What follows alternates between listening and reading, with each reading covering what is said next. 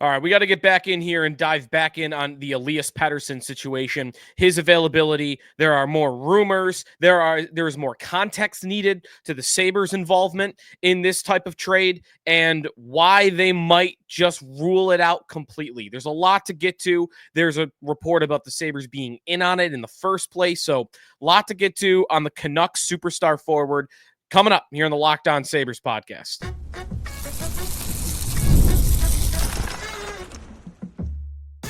You're Locked On Sabres, your daily podcast on the Buffalo Sabres. Part of the Locked On Podcast Network, your team every day.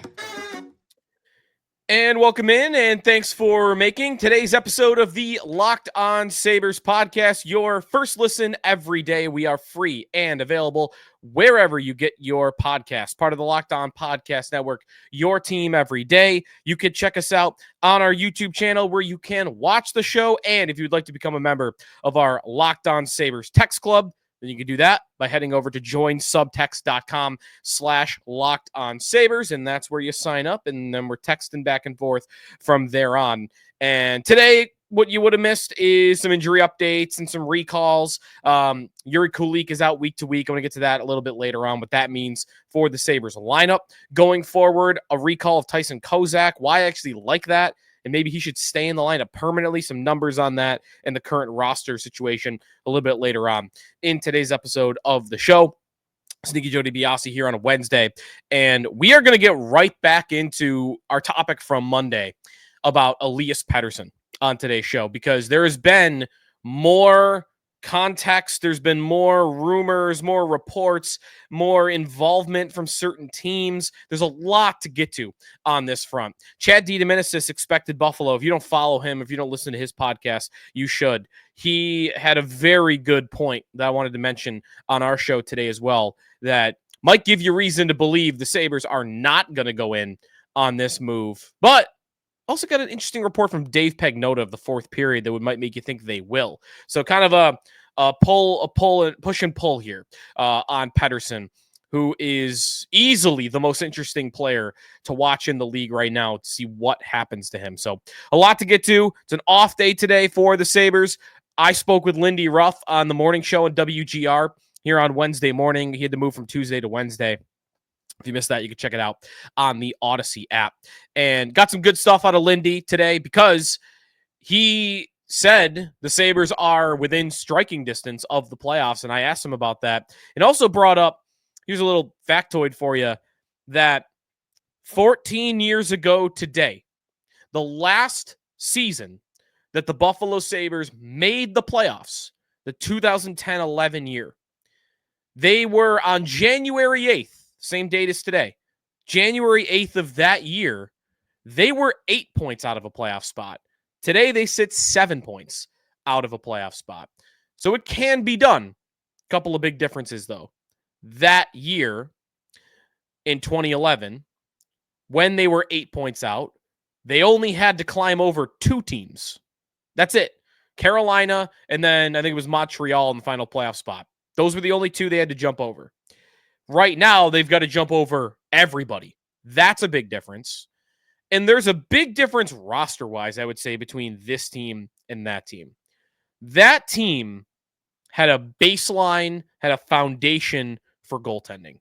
That was not a great hockey team, right? Nathan Gerbe, Tyler Ennis, like, they had their moments. They were fine. Vanek and Palmaville were really good, but center-wise, they were kind of bad.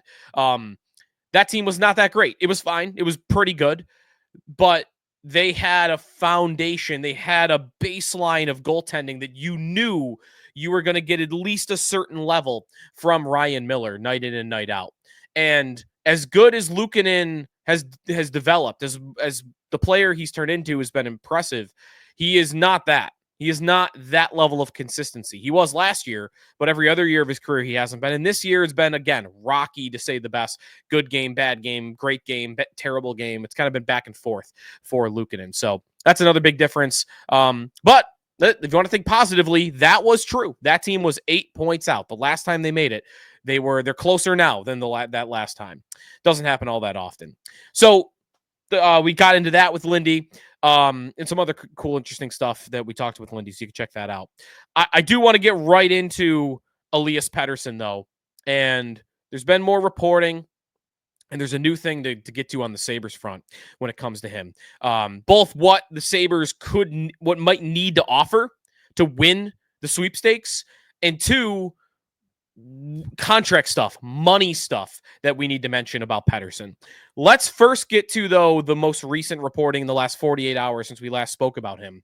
And you have a couple. You have Chris Johnston of Sportsnet reporting, quote, the Canucks are serious about considering moving him. Even there, you got the couching. You got the, they will move him. They're willing to listen. They are listening. They also aren't just like ready to jump and ready to do it. You've got that. And I think that's protecting yourself in case you don't move him. So that when he comes back, it's not like, oh, we were shopping you, whatever. GMs do that. And it can be annoying, but that might be all that is.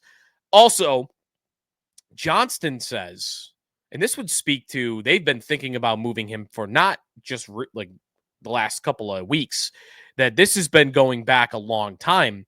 Johnston reported that Vancouver talked to Carolina about Pettersson last season. Like very quickly after, maybe that came before the extension. Maybe it would be weird if it came right after. But yeah, Carolina talking to Vancouver a year ago about this is a bit of a revelation, I think, and would speak to Vancouver's willingness to move on this, that this isn't just a show.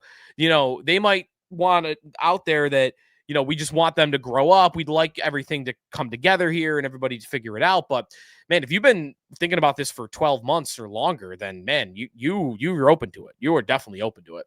This isn't just a show. Elliot Friedman on what the package could be for Elias Pettersson says Vancouver is prioritizing center as the main piece over a defenseman. Didn't say they don't want a defenseman too, but said they're prioritizing center. And that would make sense because if they're trading Pettersson away, they're going to want one back.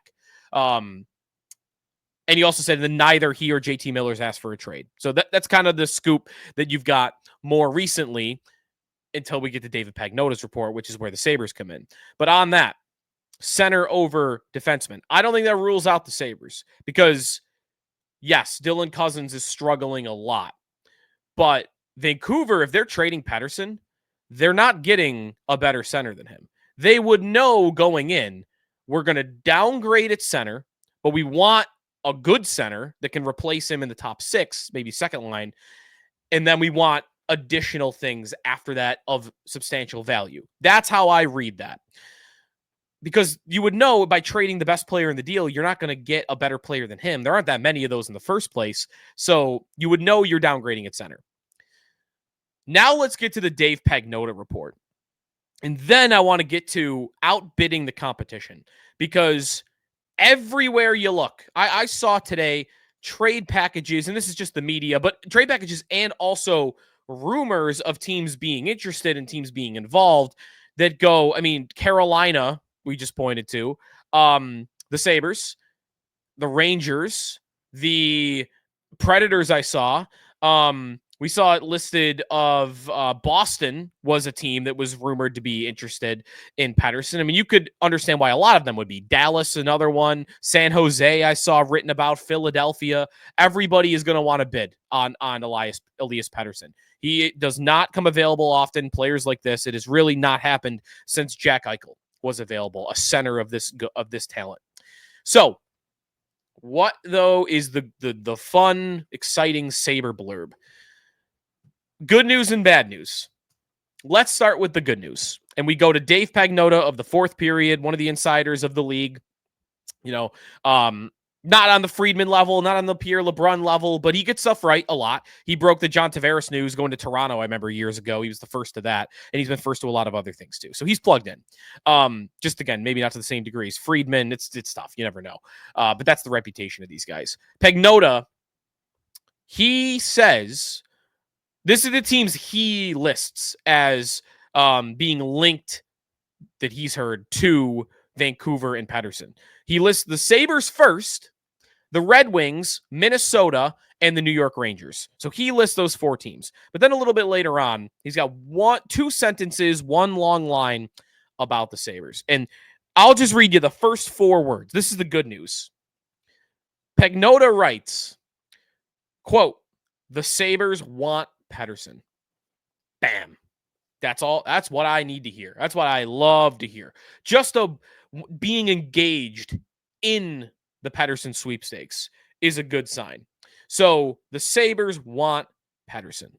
Awesome. I hope he's right. Here is where I'm at. You've got a push and pull, right? That's the push. You're pushing yourself into, okay, then maybe this could actually happen. Well, here's the pull. Very good point and very good connecting of dots. Puckpedia has the numbers, but Chad Diedemann has expected Buffalo getting to signing bonuses as a reason why you got to think this isn't just an automatic all-in, makes total sense, no movement clauses, don't kick in till the summer. It's a lot of money. And we live in the sad reality with this hockey team where we do have to look beyond the cap when it comes to money. We have to look beyond, hey, how much salary cap do they have available? The years that they have tied up in certain players, how high the cap is going. You have to look beyond that, and you have to look at the real dollars. You have to look at, hey, this player's got, 3 years left at $5 million per year, but a lot of the salary's already paid out, so the real money is only $2.5 million left per year. Or this guy's got 1 year left on his deal, and it's an $8 million cap hit, but he's only owed $1.5 million of real money. That's where we live right now with the Buffalo Sabres, where we have to think they act in that way, that they don't want to just cut cap. They care about the bottom line and the amount of money that's in their pockets at the end of the day.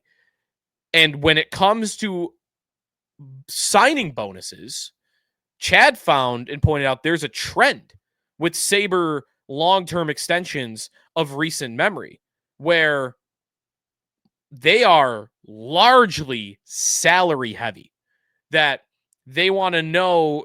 Chad didn't say this, but I'm going to add to it that, speculation, that they want to know what's on their balance sheet year to year to year to year. They want to know that. And therefore, Rasmus Dahlin, who's got an $11 million cap per year, he's got a $5 million signing bonus in year 1 and then no bonuses after that. It's all salary. Owen Power, I think it was $3 million, Chad said on Power, the Puckpedia, $3 million. And then Dylan Cousins, Tage Thompson, $2 million in the first year, nothing after. No big bonuses. It's almost all salary. And part of that might be that if you ever were going to trade the guy, then your money, you haven't spent it all. Versus, if you've given the guy all the money up front, and then in 3 years you want to trade him, well, you've given him the amount of money for the whole contract, and now another team has to take on the cap hits, but they don't have to actually give him checks. It is kind of how I view it. And here is where we're at with Elias Pettersson.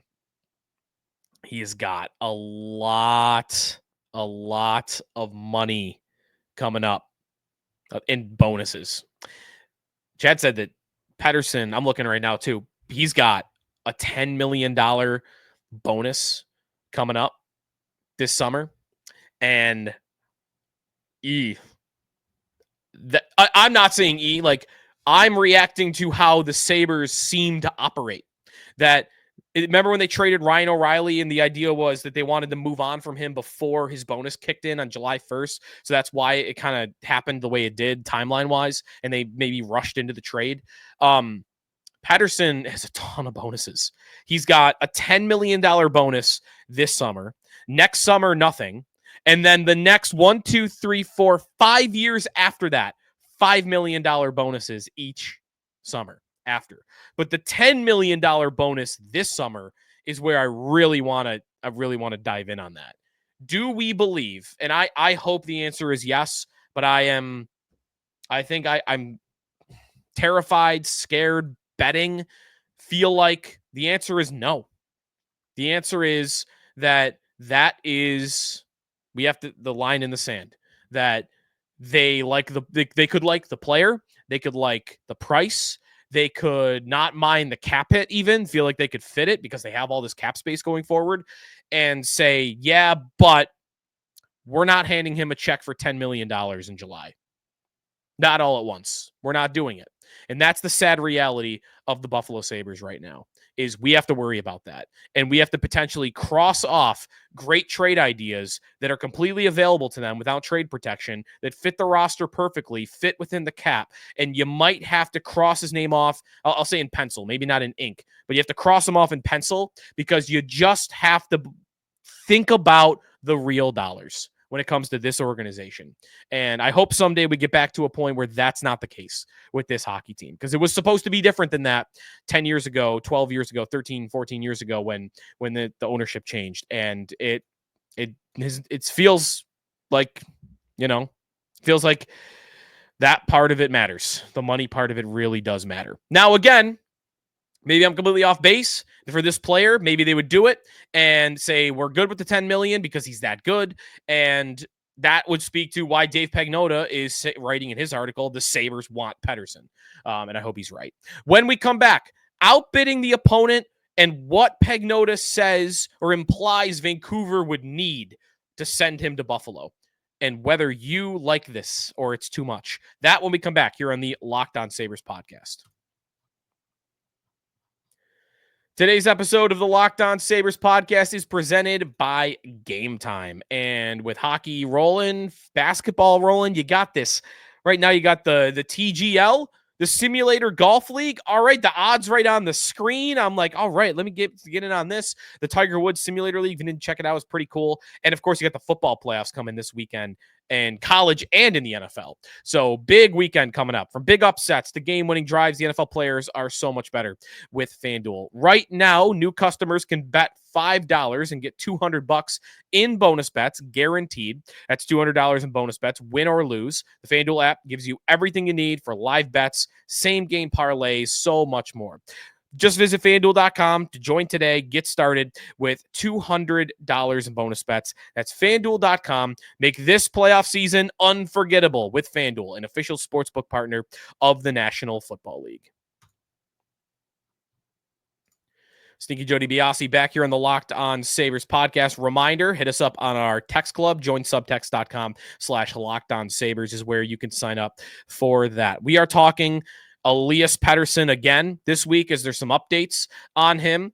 And here is some more writing from Dave Pagnotta of the fourth period. One little line about Pettersson and the Sabres. He wrote, the Sabres want Pettersson, and then, okay, but would they package Owen Power, not Bo Byram, with Dylan Cousins to make it happen?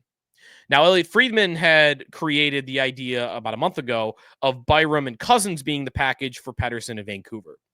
And I've kind of outlined, I think that's fair and reasonable, but I don't think fair and reasonable gets this deal done because of the sheer number of teams that are going to be involved and are going to be they're going to be sending offers Vancouver's way. You're going to have to outbid a lot of teams. And some teams, you're going to, if 15 teams throw an offer their way, you're going to get 4 of them that are willing to overpay in a big way to get the deal done.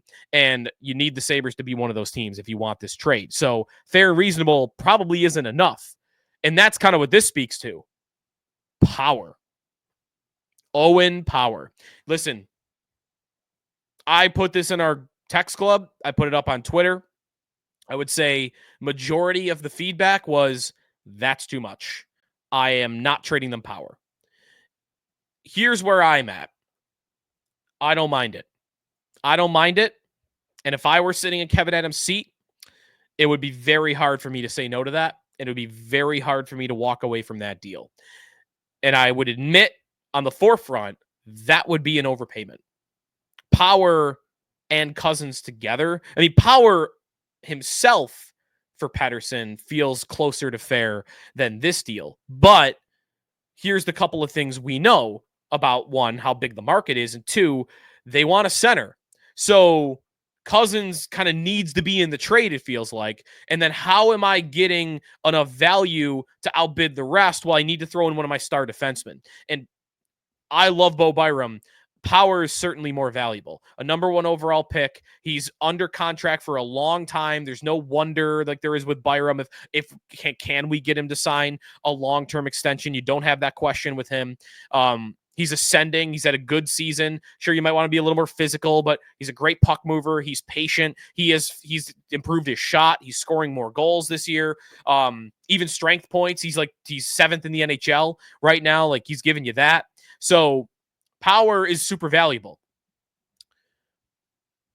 I think my willingness personally to trade Power would be because of Byram.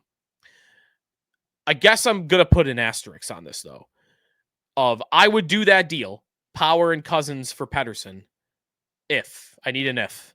And the if is going to be, contingency is going to be on, I can get Byram to sign an extension right now.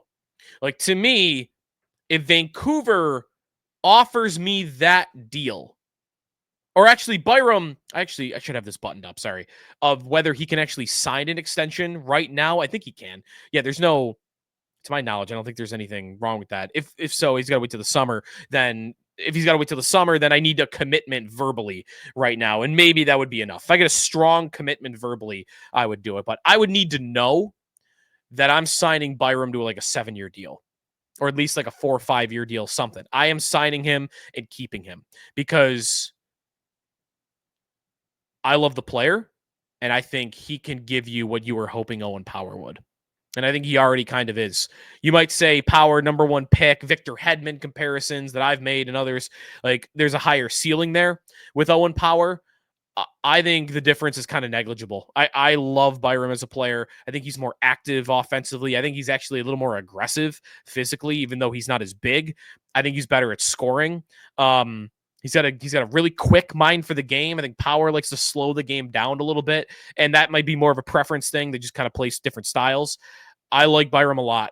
And if you told me I can only keep one of them, but I am going to get to keep one of them for 8 years, and you said it's Byram instead of Power, I'd go, okay, I'm fine.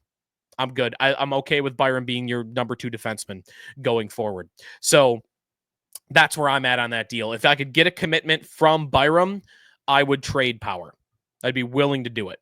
And Cousins, to me, I don't even know what to think of him value-wise. Like, he's got a long deal that doesn't look good right now. The contract kind of looks like it could become an anchor. And if I got a team out there believing that that's the Sabres' fault and that the player is salvageable, then okay, I'm willing to do that. I'm willing to take the bet of being wrong on that front because all I've got is one big year in a 4 or 5 year career so far. So that's where I'm at. I think you got to outbid him. And this is where outbidding becomes important. If the Sabres were willing, if you were willing to go Byram Cousins straight up, that can be beat. That could be matched, I should say, at least. Power, because I do think he carries more value. He's younger too, by the way.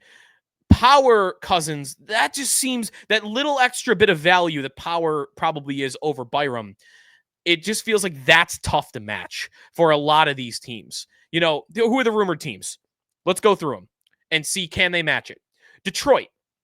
What's Detroit's equivalent of Cousins and Power? Dylan Larkin, they want a center, right? So, and they're not trading Lucas Raymond. Raymond's a winger anyway. Dylan Larkin and Moritz Seider. That's the equivalent, right? Now, that's one team where I would say, okay, that's on par. Seider and Larkin, I think, beats Cousins and Byram. Seider and Larkin might not necessarily beat Power and Cousins, though, if that makes sense. How about Minnesota? They were one of Pagnotta's teams interested. The equivalent might be Marco Rossi and Brock Faber.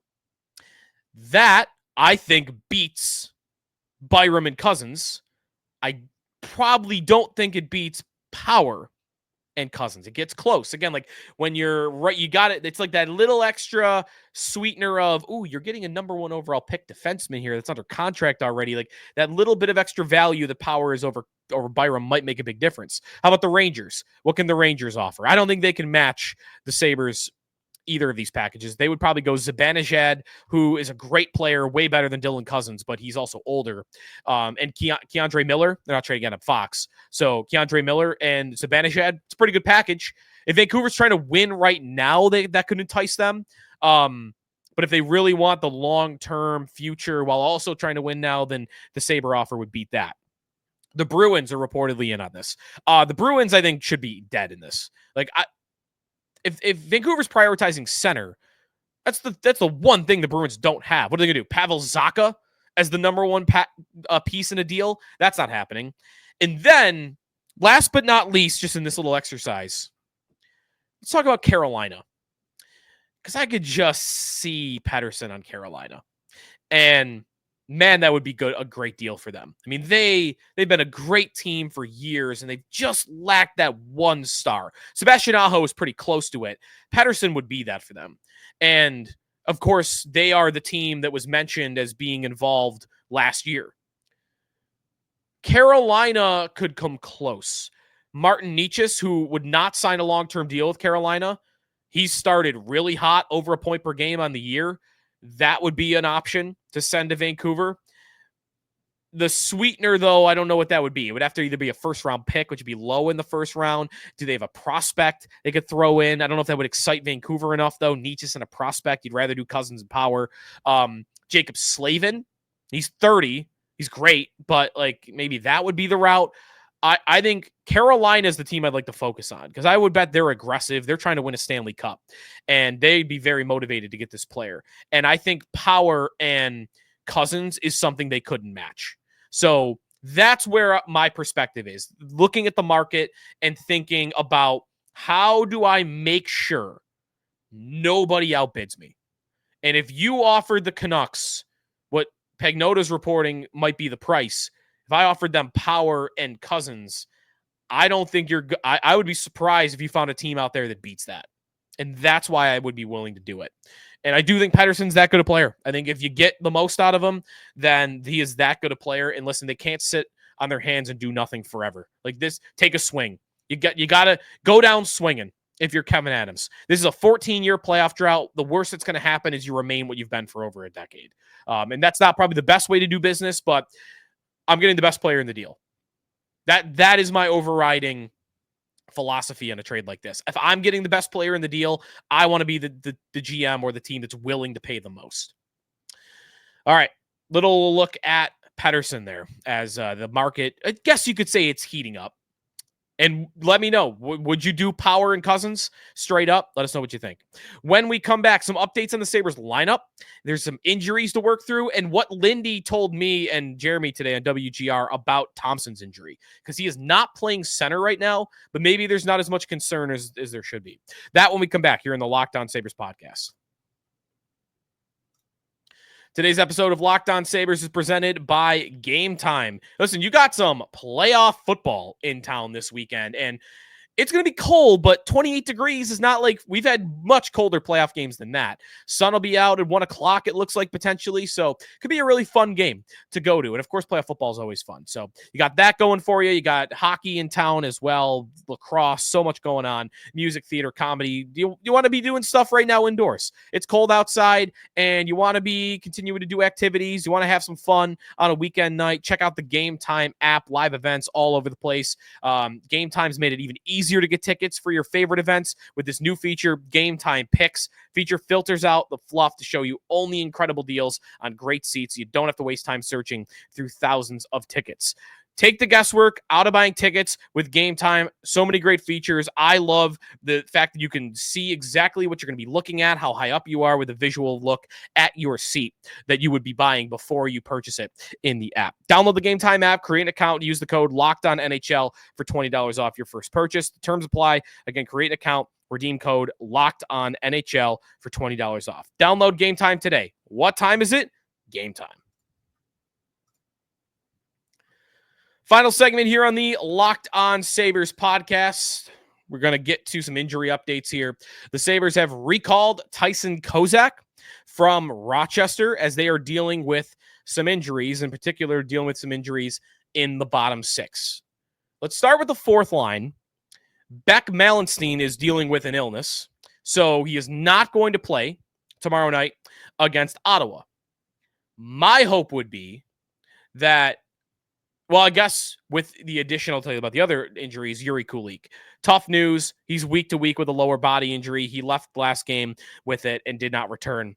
And that's tough because he was just starting to look good. He was starting to produce offensively, not super regularly, but on a regular enough basis, I would say, as a rookie.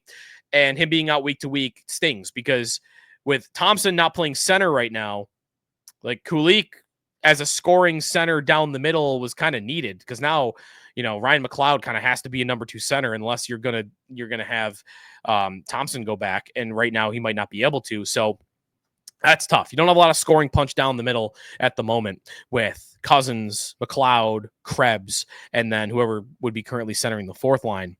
Tyson Kozak, he only played 3 games. I was impressed. And I think there's an argument to be made he should be on the fourth line regularly. If you look at, I ranked these guys on our text club by expected goals percentage. Fourth liners for the Sabres, expected goals percentage this year. And I just did for this exercise, Aube-Kubel, Kozak, Malenstein, and Lafferty. And Aube-Kubel actually surprised me. He's at 52.8% expected goals at 5-on-5. That's third on the Sabres. I didn't think he'd be that good at all.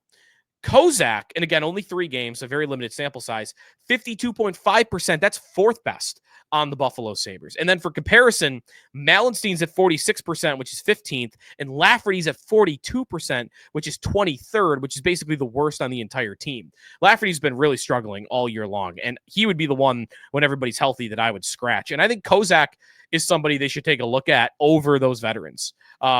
So this is going to happen anyway. It's the fourth line. You're hemmed up in your own end. It's all about blocking shots and just trying not to give up goals. So I'm good to see Kozak enter the lineup.